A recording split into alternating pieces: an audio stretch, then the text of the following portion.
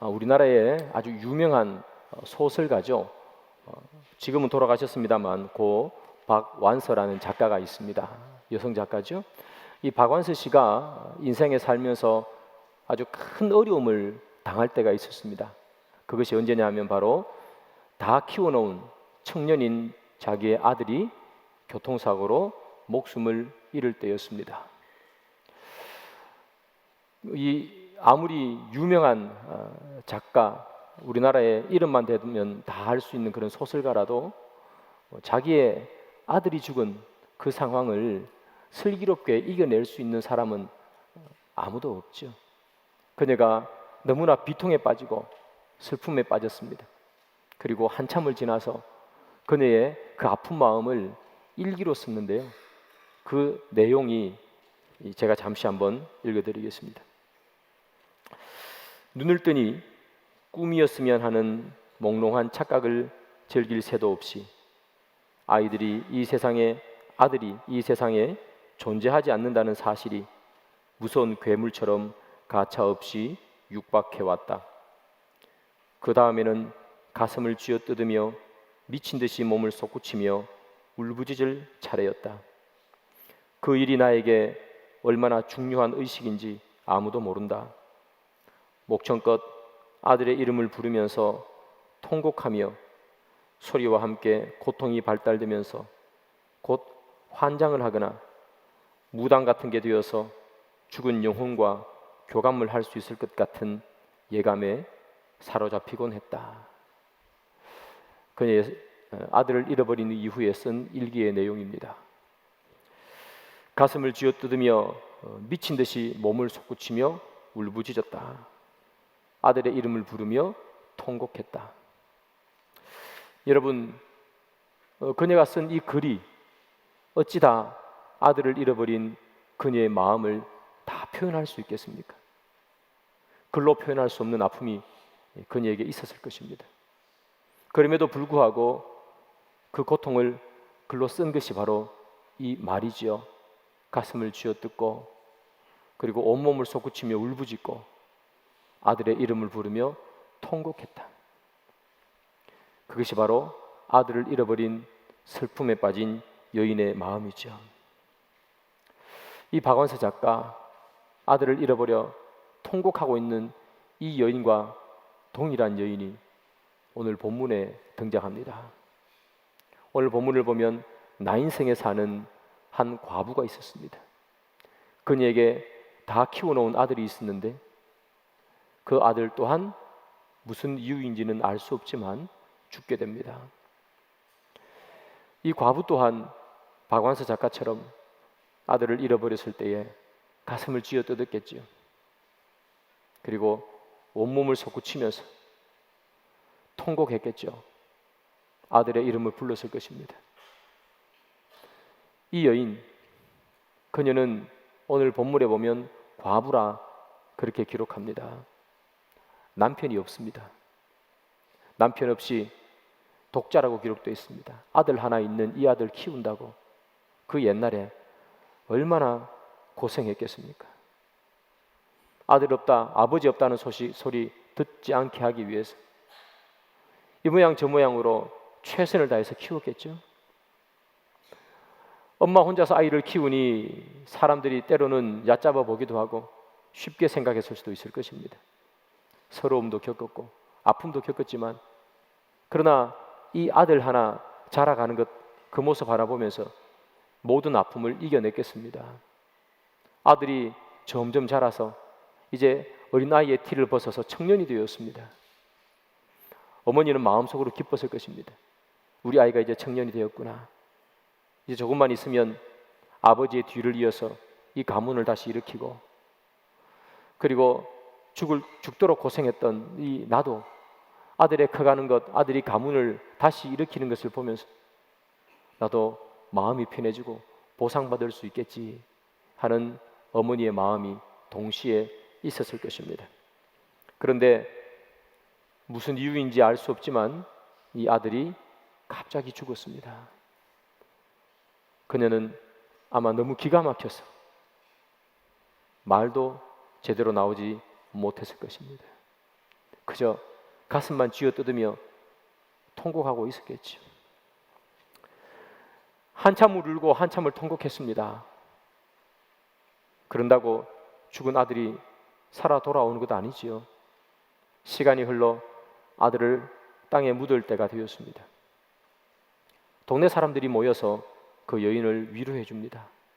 괜찮아요. 아들 좋은 데 갔을 거예요. 시간이 흘러가면 다 잊혀질 거예요. 수많은 위로의 말을 건네지만 위로는 되지 않겠죠. 그리고 그 동네 사람들이 그 과부를 위해서 장례를 치러줍니다. 그 아들을 관에 넣고 긴 장례 행렬이 시작됩니다. 그 과부는 장례 행렬을 따라갈 수밖에 없죠. 마지막 가는 아들의 모습, 그 모습이라도 보기 위해서, 땅에 묻히는 아들의 모습이라도 보기 위해서 눈물을 참고 장례 행렬을 따라갑니다. 그 장례 행렬에는 슬픔과 어두움과 아픔만이 가득 있었겠죠. 그 장례 행렬이 나인성을 나가려고 할 즈음에 예수님께서 나인성 안으로 들어오셨습니다. 예수님께서 그 장례 행렬을 쳐다보았습니다. 성경에 보니 예수님께서 그 장례 행렬을 보고 그 과부를 불쌍히 여겼다 기록합니다. 예수님의 마음에 불쌍히 여기는 마음이 생겼습니다. 그래서 예수님께서는 그 과부의 아들을 살려주셨습니다. 그게 오늘 본문의 이야기입니다. 지난주 본문은 죽어가는 백부장의 종을 살려주신 이야기죠. 오늘 본문의 이야기가 사실은 더 큰 이야기입니다. 지난주 이야기는 죽어가는 사람을 살린 이야기죠. 오늘 본문은 죽은 사람을 살리는 일입니다. 죽어가는 사람 살리는 것과 죽은 사람 다시 살리는 것은 너무나 차이가 많은 거잖아요. 그래서 오늘 본문이 사실은 지난주보다 더 큰 그런 이야기가 되겠습니다. 오늘 본문을 통해서 우리 주님께서는 우리에게 무엇을 가르쳐 주려고 하시는가? 그것은 다름이 아니라 예수님이 어떤 분인가? 이 땅에 오신 예수님, 그 예수님이 어떤 분인가를 가르쳐 주시고, 그리고 예수님의 12 제자들에게 너희들이 스승으로 섬기는 나는 누구며 너희들은 어떻게 나를 보며 이제 삶을 살아야 하는가를 보여주는 이야기, 그게 오늘 본문의 이야기가 되겠습니다. 그렇다면 오늘 본문에 나타난 예수님은 어떤 분이신가? 첫 번째는 정결케 하시는 분이십니다. 예수님은 우리를 정결케 하시는 분이신 줄 믿습니다. 죽은 아들을 땅에 묻기 위해서 과부는 장례 행렬을 따라가고 있습니다. 예수님께서 그 장례 행렬을 보았습니다. 그리고 긴 그 장례 행렬을 멈춰 세우십니다. 여러분, 장례 행렬을 멈춰 세우는 일은 사실은 거의 없습니다. 요즘도 장례차가 이렇게 지나가면 사람들이 다 길을 비켜줍니다. 제가 미국에 있을 때 장례식은 한국과 조금 다르죠. 거기는 각자 개인차를 타고 갑니다. 제일 앞에 리무진 같은 차가 이렇게 쭉 가면요, 뒤에 수십 대 수백 대의 차가 꼬리를 물고 천천히 갑니다. 그러면 아무리 바빠도 경적 울리는 사람 아무도 없습니다. 다 피해가지. 우리나라도 아마 그렇겠죠. 장례식 차량을 막는 경우는 없습니다. 천천히 간다고 경적을 누르는 그런 경우도 없죠. 긴 장례 행렬, 그 장례 행렬을 멈춰 세우는 것도 사실 일어나지 않는 일인데 예수님께서는 장례 행렬을 멈춰 세우십니다. 그러나 멈춰 세우는 것보다 더 귀한 일은 무엇인가 하면 멈춰 세우는 방법입니다. 예수님께서는 유대인들이 생각하지도 못하는 방식으로 장례 행렬을 멈춰 세웁니다. 그럼 어떻게 멈춰 세우는가? 오늘 본문 14절입니다. 가까이 가서 그 관에 손을 대시니 맨자들이 서는지라 예수께서 이르시되 청년아 내가 내게 말하노니 일어나라 하시매, 이렇게 기록합니다. 긴 장례행렬을 예수님께서는 어떤 유대인들이 상상도 하지 못하는 방식으로 멈춰 세우는가? 관에 손을 대십니다. 이게 왜 상상할 수 없는 방식인가? 여러분, 유대인들은 율법을 가지고 있고 그 율법 안에는 정결법이라는 법이 있습니다. 그 정결법을 보면 시체에 몸이 닿으면 부정하다 그렇게 말합니다. 그래서 이 유대인들은 절대로 시체를 만지지 않습니다. 왜냐하면 시체를 만지면 그 시체의 더러움이 본인에게 옮아온다고, 전염된다고 생각했기 때문입니다. 시체뿐만이 아니라 시체나 또는 죽은 뼈나 또는 무덤을 만질 때도 마찬가지입니다. 부정하다고 생각했습니다. 그래서 민수기를 보면 시체를 만지거나 또는 뼈를 만지거나 또는 무덤을 만지면 어떻게 되느냐 하면 7일 동안 부정합니다. 7일 동안. 그래서 이 7일 동안에는 이 이스라엘 공동체 안으로 들어올 수가 없습니다. 그 부정한 사람은 부정한 것을 만지면 만지는 것조차도 다 부정해집니다. 그래서 이 시체를 만진 사람은 7일 동안 부정하기 때문에 그냥 아무것도 만지면 안 되고 혼자 있어야 돼요. 그러면 그 사람이 어떻게 정결하게 되느냐? 제3일과 제7일, 이 7일 부정한 기간 동안 두 번, 3일과 7일째 되는 날 정결의식을 취해야 됩니다. 어떻게 정결의식을 취하느냐? 불로 태워서 재를 만들고 흐르는 물을 이 재와 물을 이 그릇에 담아요. 그리고 우슬초를 적셔가지고 그 더러운 데 뿌리는 거예요. 또는 잿물로 깨끗하게 정결케 하는 거예요. 그때 정결해지는 거예요. 여러분, 하루 이틀이 아니고 시체를 만지면 7일 동안 부정하다 그러잖아요. 7은 언제나 성경에서 완전수죠. 조금 부정한 것이 아니라 시체를 만진 자는 어떻다? 완전히 부정한 거예요. 그래서 정결의식을 한 번만 하는 게 아니라 몇 번 합니까? 3일째 되는 날, 7일째 되는 날 두 번이나 합니다. 그래야 비로소 정결하게 되어서 공동체 안으로 들어올 수 있는 거예요. 여러분, 누가복음 10장에 보면 선한 사마리아인의 비유가 나와요. 거기 보면 강도 만난 자가 거의 죽을 만큼 이렇게 강도 만나서 쓰러져 있고 레위인도 지나가고 제사장도 지나가지만 안 도와주잖아요. 레위인과 제사장이 안 도와주는 이유가 뭐냐 하면요, 이 사람이 지금 거의 죽을 지경에 이르는 거예요. 그래서 만약에 이렇게 뭐 도와주다가 이 사람이 죽어버리면 어떻게 됩니까? 시체를 만진 게 되겠죠. 시체를 만지면 7일 동안 부정해지는 거예요. 레위인도 제사장도 자기가 부정해지는 거예요. 그럼 그 사람들은 성전의 일을 맡아서 하는 사람들 아니겠어요? 그러면 제사장은 자기가 제사도 못 지내겠죠.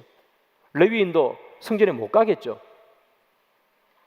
그래서 그 사람들은 이 다친 강도를 치유해 주지 않습니다. 그냥 지나가 버리는 거예요. 그만큼 시체를 만진다는 것 또는 시체와 관계된 뭔가를 만진다는 것은 유대인들에게는 금기처럼 되어 있는 거예요. 근데 오늘 본문에 보면 예수님께서 관을 만져요. 뭐 실수로 이렇게 닿은 게 아니라 직접 가서 만져버리세요. 그래서 모든 장례행렬이 멈춰서 버립니다. 아니, 왜 그렇게 부정하게 예수님께서 관을 만지시냐 말이죠. 예수님께서 관을 만지는 이유는요, 사람들은 그렇게 생각합니다. 시체를 만지면 그 시체의 부정함과 더러움이 나에게 옮아온다, 전염된다고 생각하겠죠. 그러니까 예수님은 그렇게 생각하지 않아요. 저 시체를 만지면 나의 생명력과 나의 거룩함이 시체에게 전달된다는 거예요. 그래서 예수님께서는 죽은 청년을 살려내시잖아요. 사람들의 생각과 바로 다르다는 거예요. 사람들은 부정함이 옮아올까 봐 나를 이렇게 격리시키는 거예요. 그래서 이 더러운 곳에 안 가는 겁니다. 시체 있는 곳에 안 가는 거예요. 무덤에 안 갑니다. 그러니까 예수님께서는 내가 거룩하기 위해서 안 가는 것이 아니라 나의 거룩함을 흘려보내주기 위해서 관에다 손을 대시는 거예요.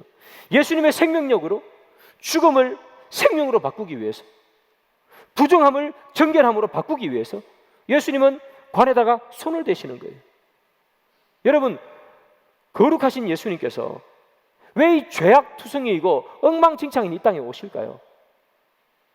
그 거룩한 예수님께서 이 더러운 것에 이 세상에 있는 무엇인가 이 튀어버리면 어떻게 하려고 예수님께 이 땅에 오십니까? 예수님께서는 더러운 것이 튀는 게 문제가 아니라 자기의 거룩함을 세상에 흘려보내주기 위해서 오신 거예요. 여러분, 예수님의 제자들 베드로 또 그의 친척들 다 고기 잡는 사람들이잖아요. 고기 잡는 사람들은요 더러운 거 만지잖아요. 주의를 제대로 못 지키겠죠. 주의를 지키러 시간 맞춰서 나갔는데 폭풍이 일어나면 못 들어오잖아요. 무트로. 그러면 주의를 어떻게 지켜요? 그 사람들은 그 정결법에 잘 어긋나는 그런 일들을 하는 사람입니다.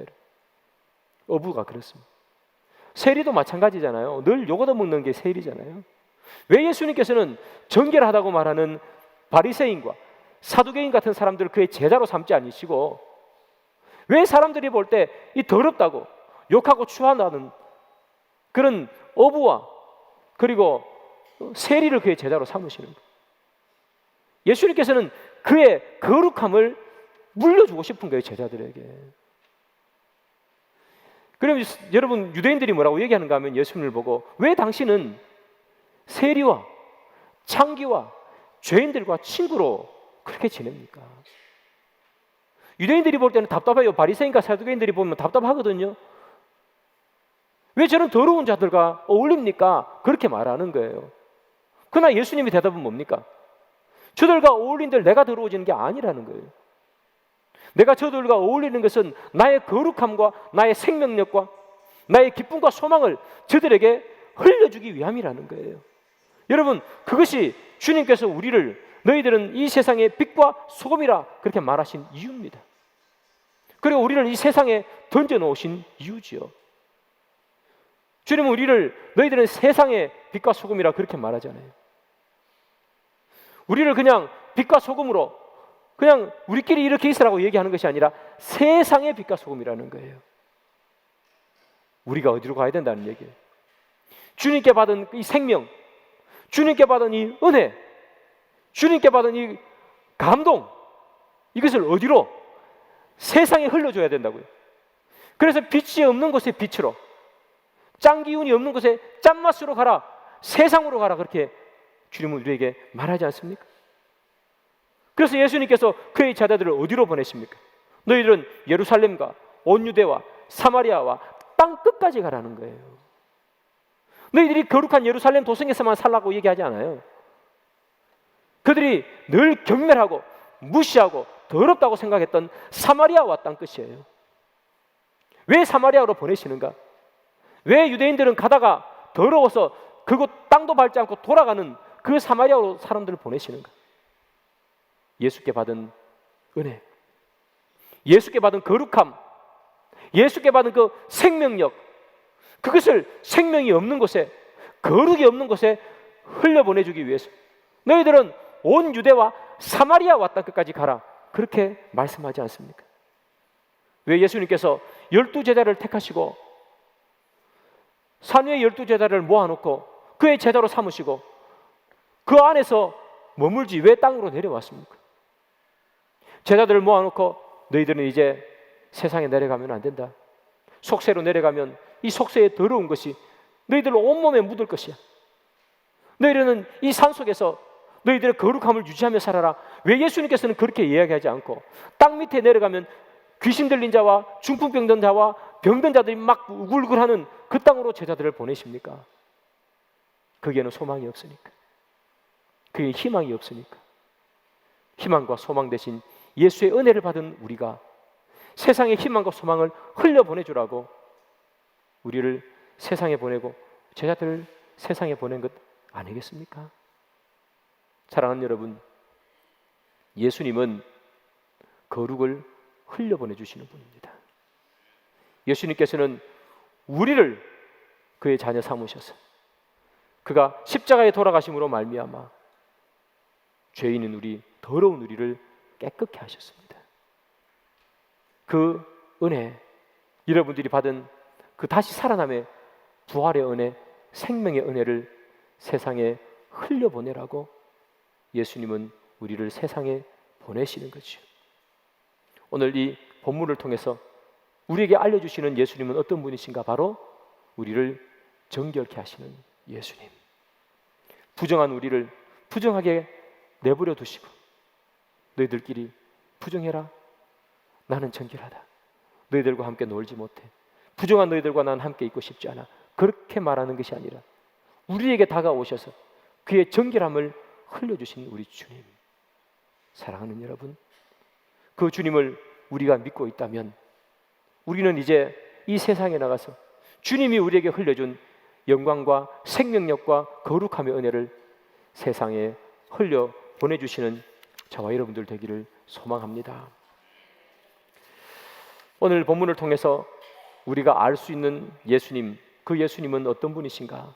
두 번째는 사망을 생명으로 바꾸시는 분이십니다. 헨리 나우엔이라는 신학자가 있습니다. 유명한 신학자인데요, 이분이 이런 말을 했습니다. 제가 한번 읽어드릴게요. 긍휼은 비를 맞는 이에게 우산을 받쳐주는 것이 아니라 조용히 그의 곁으로 다가가 함께 비를 맞는 것이다. 그렇게 얘기했습니다. 비가 내립니다. 누군가 우산을 받쳐줄 때 고맙죠. 그런데 누군가 함께 비를 맞아주는 사람이 있다면 더 마음이 그 사람에게 가겠죠. 긍휼하다는 것은 같은 마음을 품는 것입니다. 우산을 씌워주는 게 아니라 함께 비를 맞아주는 것. 저기 나오는 저 비는 진짜 하늘에서 내리는 비일 수도 있겠습니다만, 그러나 비유적으로 따지면 인생의 어려움과 인생의 아픔일 수도 있겠죠. 누군가 인생의 아픔을 온통 홀로 맡고 있다면 함께 옆에 가서 함께 아파해 주는 것, 그게 긍휼이라는 거죠. 함께 아파해 주는 것. 오늘 본문에 보면 과부가 나옵니다. 아들을 잃어버렸습니다. 마음이 찢어지겠죠. 가슴을 떠도도 막힌 것 같겠죠. 예수님께서 그 여인을 보면서 이렇게 표현하십니다. 불쌍히 여겼다. 불쌍히 여겼다는 말은 원어적인 의미로 그대로 해석하면 창자가 뒤틀어졌다 하는 이야기입니다. 창자가 뒤틀렸다. 박완서 작가가 아들을 잃어버리면서 가슴을 쥐어뜯고 몸을 마음껏 솟구쳐 울부짖고 아들의 이름을 불렀다잖아요. 그걸 의식처럼 행했대잖아요. 계속해서 했다는 얘기 아니겠어요? 계속해서 해서도 또 하는 이유는 뭡니까? 그렇게 해도 하나도 마음에 위로가 되지 않고 아픔이 해소되지 않기 때문이지. 그런데 할 수 있는 것이 그거밖에 없어서 그거 하는 거 아니겠어요? 예수님도 마찬가지입니다. 그 여인의 아픔, 가슴을 쥐어뜯는 아픔, 그 아픔에 동참하시죠. 그래서 예수님께서 창자가 뒤틀려졌다. 예수님도 그렇게 느꼈다는 거예요. 여러분, 예수님도 동일하게 아픔을 느껴주십니다. 그런데 가만히 보면 이 여인이 예수님에게 예수님, 나 너무 아파요. 아들을 잃어버렸어요. 내가 너무 힘들어요. 나 좀 위로해 주세요. 그런 이야기 한 번도 한 적이 없죠. 성경을 보면 그 여인이 예수님에게 다가간 적이 없습니다. 그 여인의 아픈 사정 이야기한 적도 없습니다. 그 여인이 예수를 믿었던 흔적도 없습니다. 오늘 이 본문에서 그 여인은 예수님을 처음 만납니다.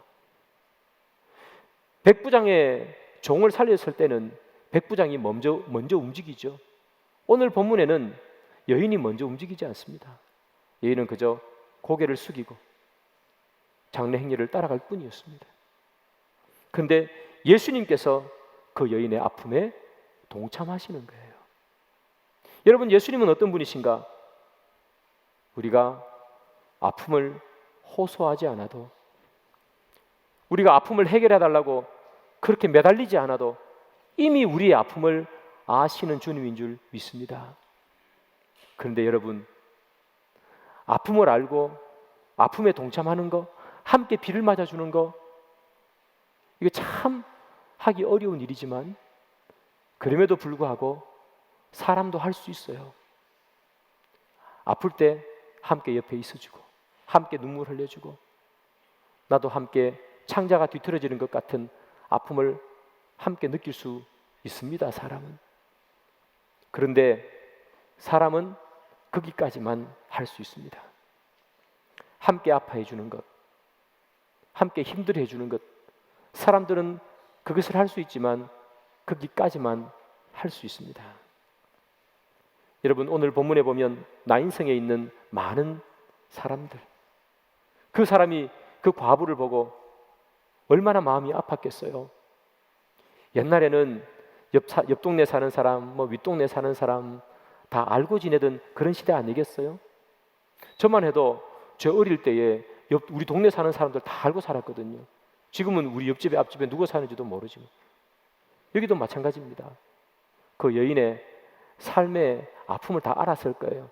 남편이 왜 죽었는지도 알았을 거고. 그런데 얼마나 안타까웠겠습니까? 여인을 위로했을 것입니다.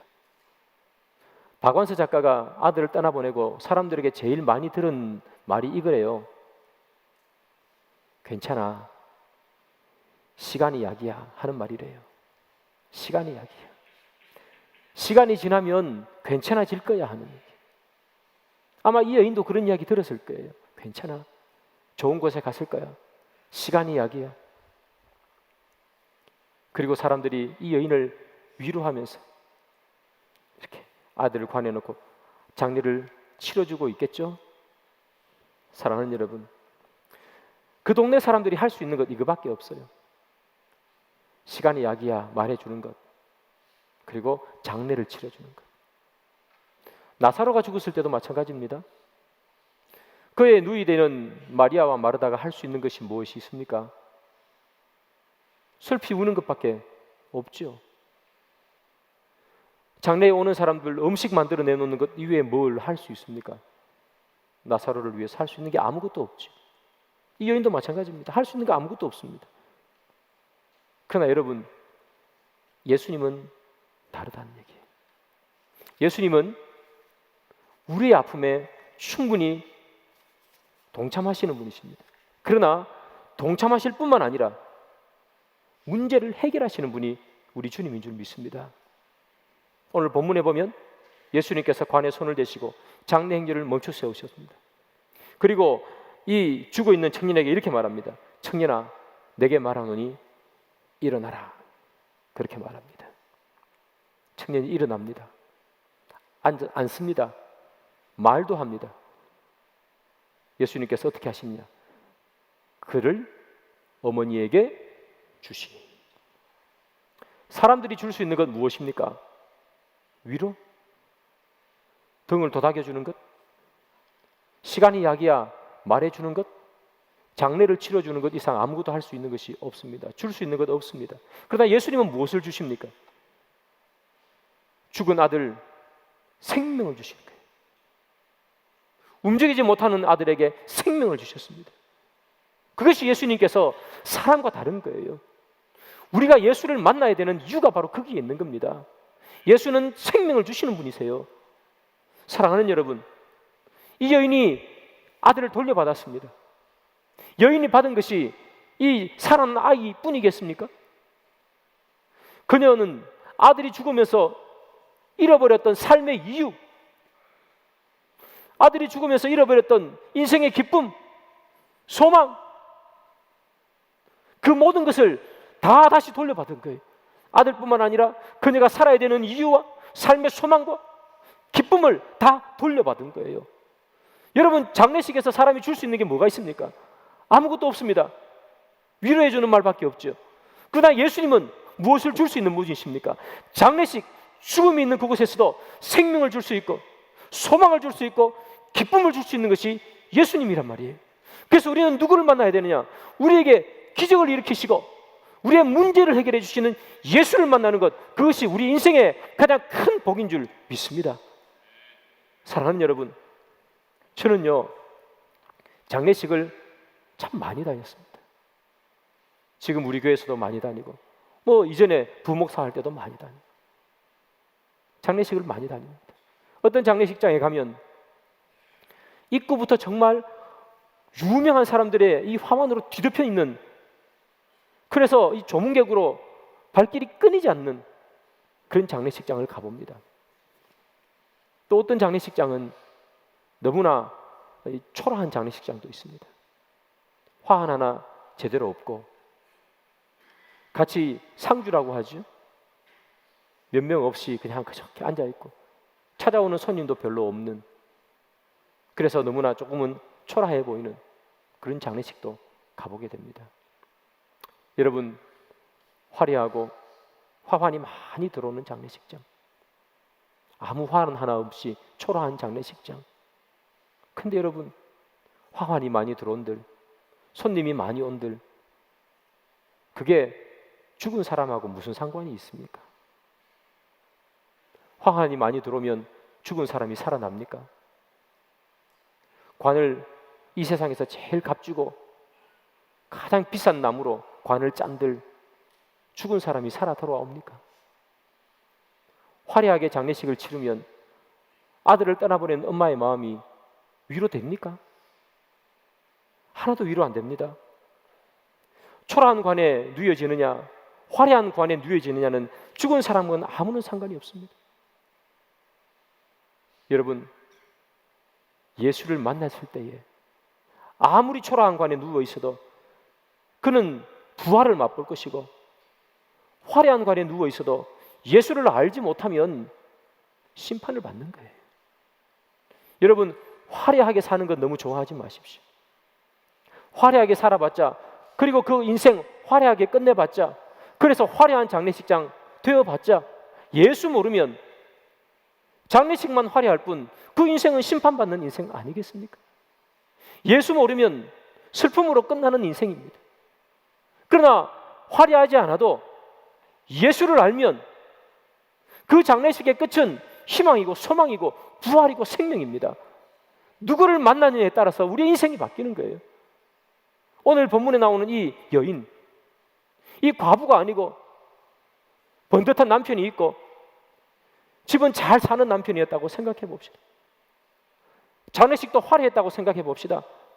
그런 화려한 장례식장, 많은 유명한 사람들이 다 조문 오는 그런 장례식장이었다고 생각해 봅시다. 그러면 아들을 잃어버린 엄마의 마음이 위로됩니까? 많은 유명한 사람들이 찾아오면 죽은 아들이 살아납니까? 엄마의 마음이 조금이라도 위로가 됩니까? 하나도 위로 안 됩니다. 대통령이 와서 악수를 한들 무슨 위로가 되겠습니까? 아들이 죽었는데. 진짜 위로는 예수를 만날 때 생기는 거예요.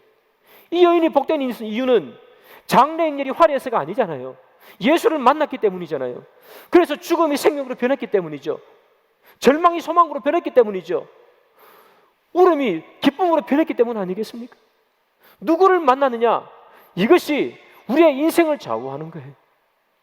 우리의 인생을 변화시켜 주시는 분, 우리에게 생명을 주시는 분, 우리에게 소망을 주시는 분, 이 예수를 만날 때에 우리의 인생은 진짜 인생이 되는 겁니다. 오늘 본문이 우리에게 말해주는 것은 무엇입니까, 여러분? 예수가 어떤 사람이라는 거예요. 예수가 어떤 사람이에요? 우리에게 거룩함을 흘려주시는 분, 우리의 이 더러움을, 세리와 창기와 죄인과 같은 우리를 그의 거룩함으로 덧입혀 주시는 분, 우리를 주님의 자녀로 관씌워 주시는 분, 그분이 예수님. 관씌워 주실 뿐만 아니라 죽을 수밖에 없는 우리, 소망이 없는 우리에게 생명을 주시고 부활의 영광을 주시는 그 예수님, 그 예수님을 만나니 나 인생에 사는 과부조차도 소망이 있다는 것 아니겠습니까? 그러면 우리는 누구를 도대체 만나고 누구를 알고 살아가야 합니까? 세상에 많은 사람들, 유명한 사람들 아는 거 좋죠. 내 인생 화려해지는 것, 열심히 노력해서 화려해지는 것 누가 뭐라 그러겠습니까? 그건 죄도 아니고 어찌 보면 좋은 걸 수도 있겠죠. 그러나 우리가 잊지 말아야 되는 것 하나가 있습니다. 누구를 만나느냐. 우리를 거룩하게 하시는 예수, 우리에게 생명을 주는 그 예수, 그 예수를 사랑하는 여러분 만나시기를 바랍니다. 여기에 앉아있는 분들 가운데서 혹여나 앉아있을 뿐 예수를 알지 못하는 분들이 있다면 주님, 나도 예수님 만나고 싶습니다. 나도 생명을 부여받고 싶습니다. 내 인생, 다른 사람들 다 보면 화려한 인생처럼 걸어가고 있지만, 그러나 그 화려함의 것은 화려한 장례식일 뿐 소망이 없으면 뭐 하겠습니까? 예수를 만나지 못한 분이 계시다니, 주님, 나도 예수 만나고 싶습니다. 생명인 예수를 만나서 이 땅에서 참 소망과 참 기쁨을 누리고 싶습니다. 그 기도가 여러분 가운데 있기를 소망합니다. 말씀의 결론을 맺습니다. 사랑하는 여러분, 화려한 인생 너무 그렇게 부러워하지 마십시오. 장례식장 가서 멋지게 장례식 치른다고 그거 너무 부러워하지 마십시오. 예수 모르면 아무 쓸모없는 것입니다. 예수를 알 때 우리의 인생에 참 의미가 있습니다. 예수를 여러분들의 구주로 삼고 주님께서 주시는 거룩함과 생명력을 가지고 이 땅을 살아가시는 저와 여러분들 되기를 주님의 이름으로 축복합니다.